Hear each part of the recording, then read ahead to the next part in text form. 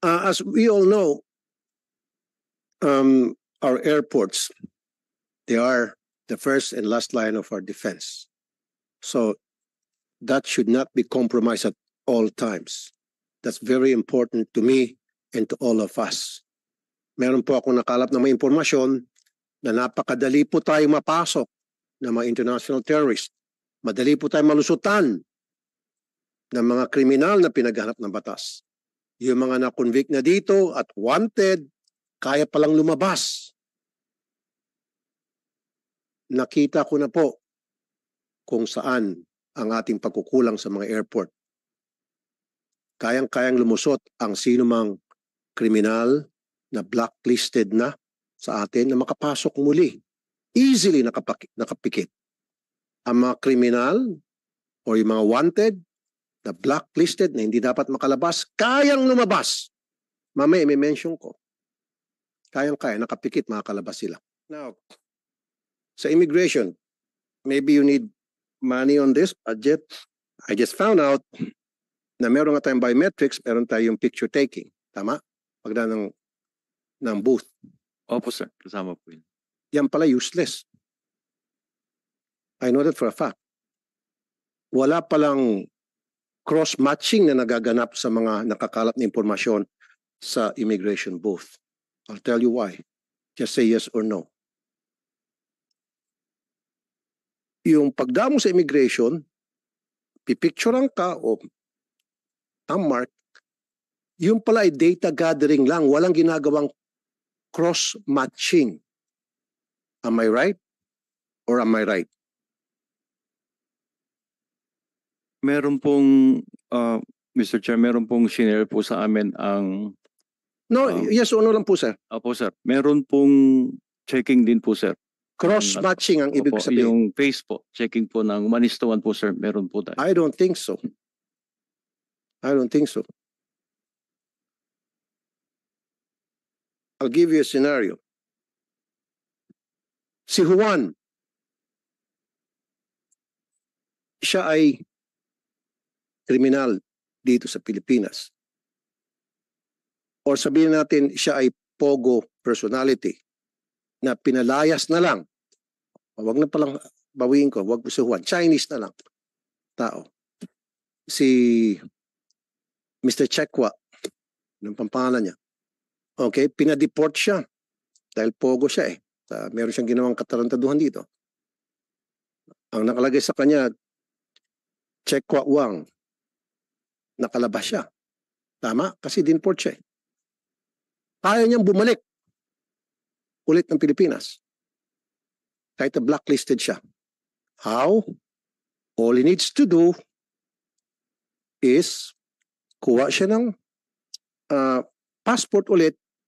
Yung pa rin yung picture niya, papalitan na niya pangalan niya, lulusot na kasi walang ang cross-matching. Unlike sa ibang bansa, pag pareho pa rin yung mukha mo sa passport mo at fingerprint, magkakaroon ng cross-matching, pagdaan mo sa gate, huli ka. Dito sa atin, hindi. One to sawa. Do we need an upgrade? Do we need to modernize the system that you have in place right now?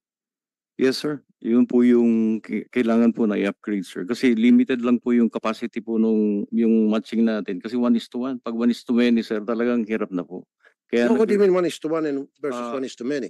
Halimbawa po, pangalan ko na check-in dun sa maraming nasa list na nasa database, maraming tao, maraming muka. Ang mangyayari, sir, check-in ko muna yung pangalan tapos para makuha ko yung mukha niya at saka ko imamatch na 1:1. Pero yung magmamatch siya po siya ng 1:many na parate. Lalo po na pag nagpalit siya, sir, ng pangalan, kahit isang letter lang o 2 letter, hindi na region. Hindi na po makikita yon. Yung sasabi ko, so ibig sabihin, yung pa rin yung mukha niya sa passport niya, pero ang pinilitan lang pangalan niya o first name man lang, wala na. Lusot na siya. Opo, tama po kayo dun, sir. Kasi ang checking muna is pangalan. Pag hindi nag-match po, hindi niya na mag-check ng 1:1. Kaya po nag-propose po kami for 2025 po na magkaroon na rin ng 1:many checking. na So, sinasabi niyo po, Senator. Hindi ba delikado yan, sir? Sana matagal natin pinalitan yung sistema yan sa ating national security. So any terrorist for that matter, kahit na meron ng nakalagay sa bulletin ng Interpol na ito ay terrorista, declared as terrorist, ito yung pangalan niya, nagpalit lang siya ng pangalan, lusot na siya sa atin. Opo sir, yun po yung isa po sa mga pinopost po namin sir. Actually po dito po sa E-Gate po sir na bago, may capability po, may na Cross-matching. Opo, may cross-matching na po. Yung para po sa mga E-Gate lang. Anong pinagkaiba ng E-Gate sa yung sa pinaka-booth ng immigration? Yun po, sa booth po, may mga interview po na mangyayari pa doon sa manual po na counter. Compared po doon sa machine, meron na po siyang pre-assessment na mangyayari before pa siya dumating. Integrated na po tayo doon sa ginawa po ng DICT, yung e-travel po. Opo. Doon pa lang po sa e-travel, mag-check na po yung background niya. And then from there, makakapasok na siya. And using the E-Gate, hindi Sabi ko nga po, gagamit lang siya ng ibang pangalan. O sige, Opo, kahit sir. na mag-fill up ka siya ng 10 e-travel documents, as long as mag-iba siya ng kanyang pangalan, hindi na rin po mache-check yun. Kaya nga sabi ko, cross-matching is really what's important here. Yes, sir. Kasi yung inyo pong sistema diyan ngayon sa immigration ay data gathering lang.